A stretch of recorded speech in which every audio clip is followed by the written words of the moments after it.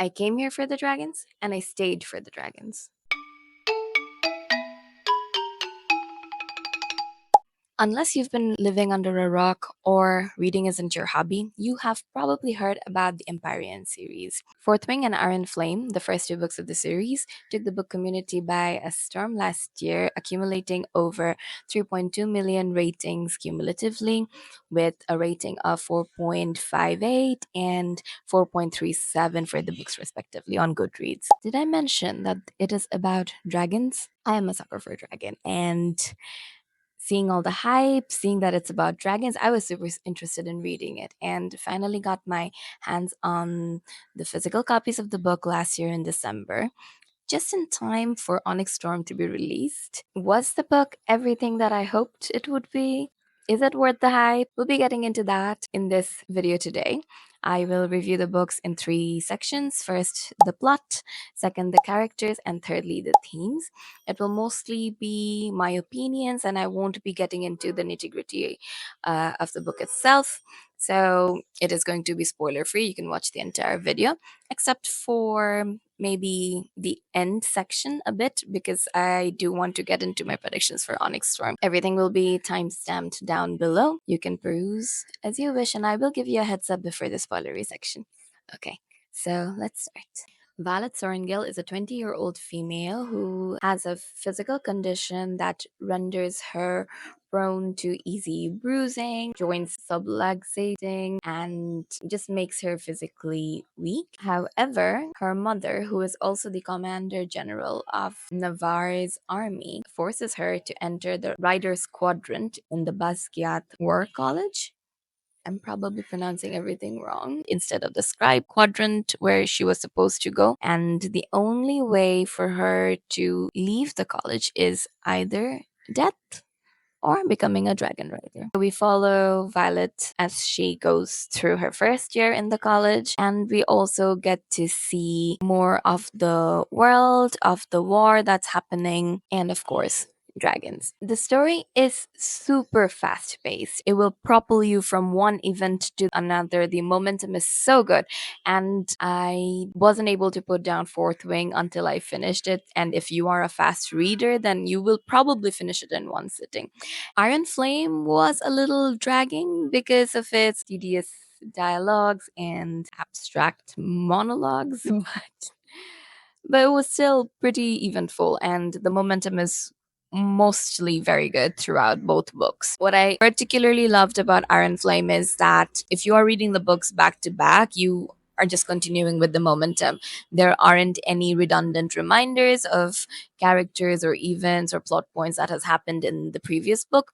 So you just continue with the story. However, if you have had a little bit of a time gap between the books, maybe you do need a refresher. The book is, as I said, very plot driven, and it has so many very good action sequences as well. It's like you are right there in the battlefield and you have a front row seat into all of the action. So that is super cool and super fun. And there is always something around the corner, a twist, a conflict. It's always keeping you on your toes. But at some point, the constant barrage of conflicts, it just becomes too much. It borders on melodrama and is frankly quite unnecessary.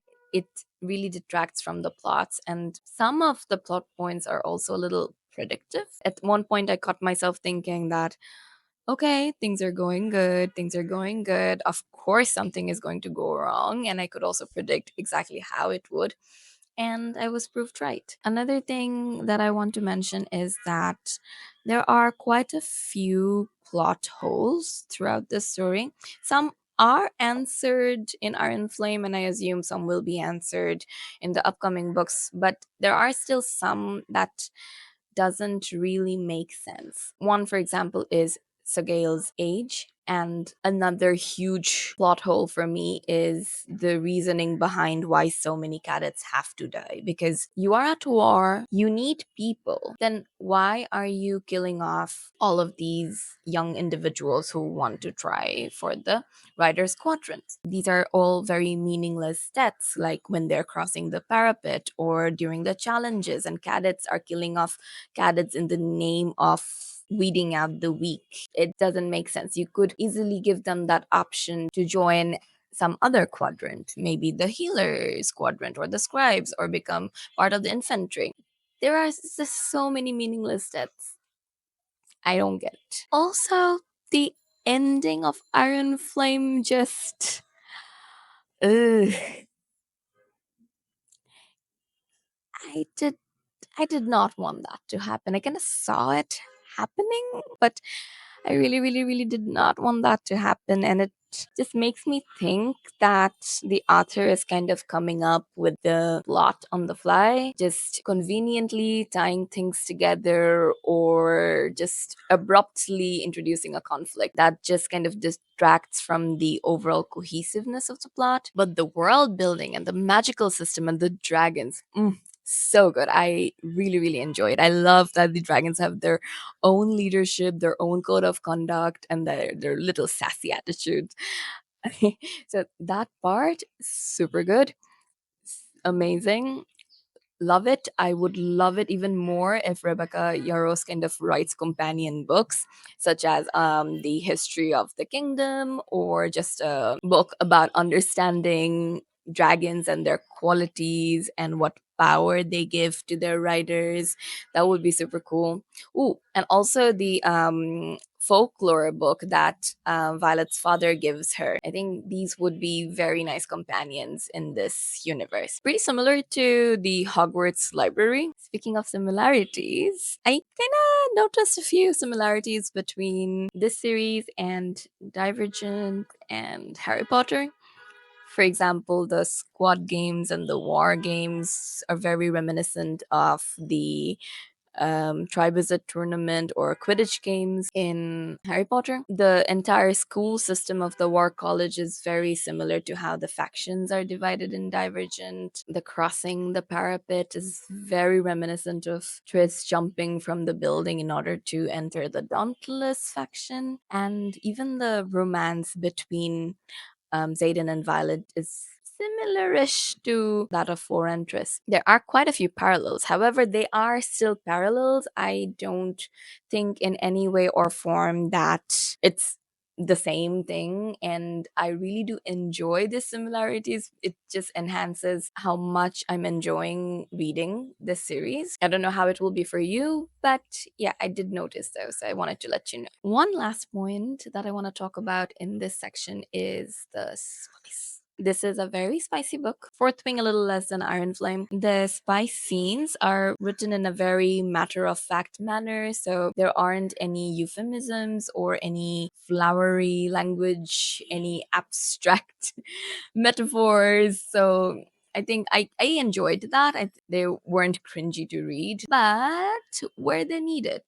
Do they add anything to the story? Not really. I think they are just fillers and they're just increasing the number of pages, particularly in Iron Flame. Did not see the need of spice. We could have done without the spice. But if you're someone who enjoys reading a good spicy scene, you will like it. Moving on to the characters, and I'm gonna start with the dragons because the dragons are themselves big, huge, important, vital characters in the story, and they are crafted so interestingly. I love their little sassy attitude, their depth, their wisdom, the banter between Triss and Darn is hilarious. I every time I've read like their conversations, I am laughing. I really did enjoy the banter. We do mostly get to see Tarn and Underna, and do want to see more of the other dragons. I understand why we are not seeing more of the other dragons, but I would like to see more. Now let's talk about the human characters. And to be honest, there's not really much to talk about when it comes to the characters because they're quite flat, one dimensional. There isn't any character development. Well, one could argue that Violet sees a lot of development, at least in the first book, where she is initially portrayed as someone being a little inferior, but then later becomes this courageous female lead. I don't think that Violet was ever inferior because The strength, the courage was always something that she had within herself. And the only thing that she developed is her confidence in her abilities. The male lead, Zayden, he he starts off being this broody, secretive, handsome man and remains just that. I think his character, instead of developing, actually regresses. Yeah, I did not like his character. The supporting characters just remain that.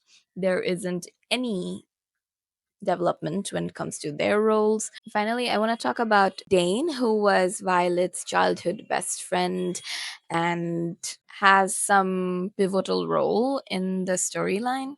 I think Dane's character sees the most changes, and the changes are very abrupt and makes no sense to me.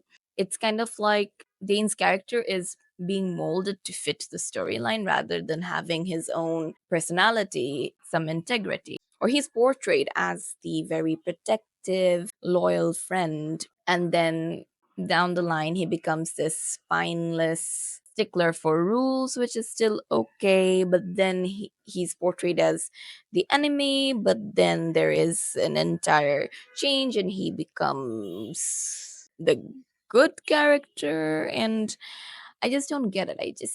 I feel like Dane's characteristic shifts were just abrupt and doesn't tie into anything. The thing with the character development is, even though they're pretty flat, it's okay.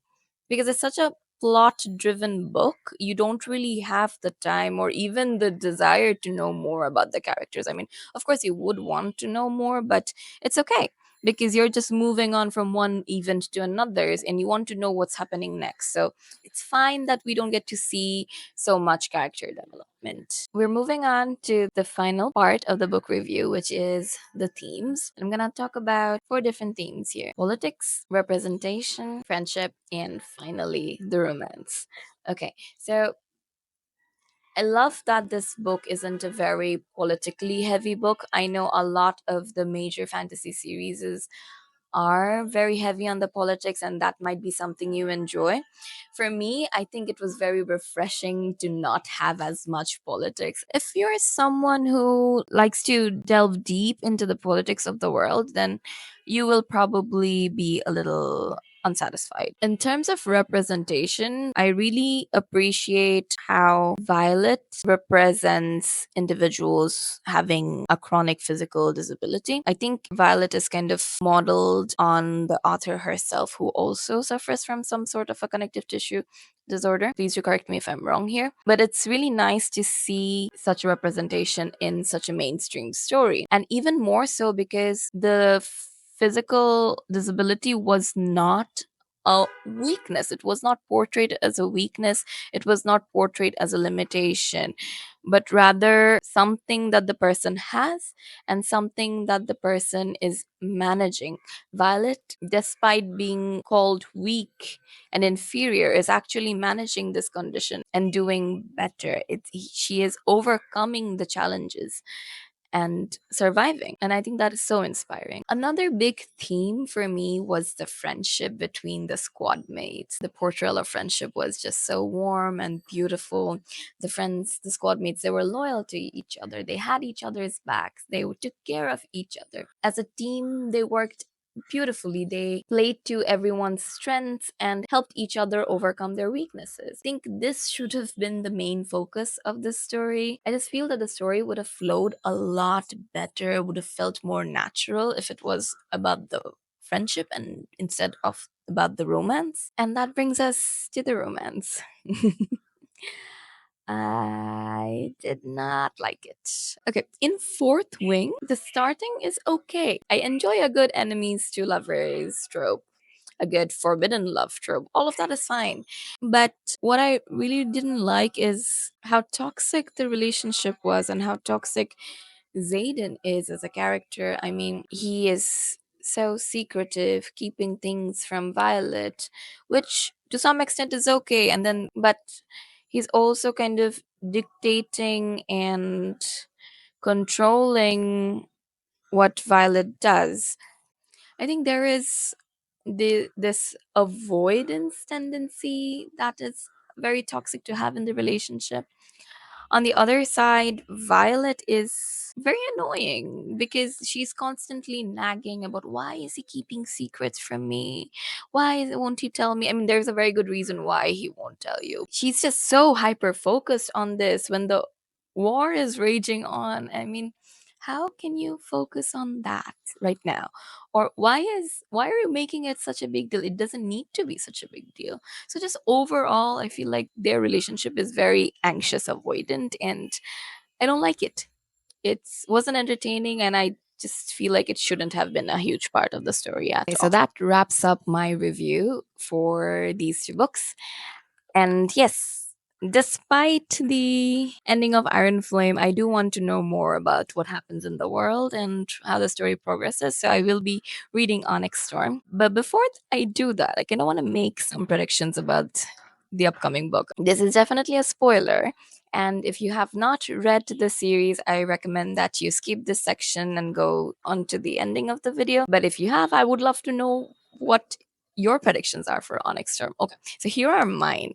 Um, I think the entire book is going to be about Zayden's struggle of him being a venom versus him wanting to be a human, and Violet going through any and every book that she can have her hands on to find the antidote to being a venom. And I think that the book is going to end with Zayden turning back into a human. But of course, there's going to be some sort of a cliffhanger. Otherwise, how will we have a fourth book in the series? Are these predictions like very unique? No, they're not. You probably might have guessed this already. Let me know if you have. I just think that Onyx Storm might not be that great of a book. It might be an even bigger disappointment than Iron Flame was because it's going to be a constant push and pull between Zayden and Violet, them wanting to be together, but they're not being able to be together because Zayden is a Venin and Violet has her issues and her reasons, but Violet is trying to save Zayden, and then there's the entire war happening in the background. Yeah. Okay, so that's all for today. I am off now to read Onyx Storm.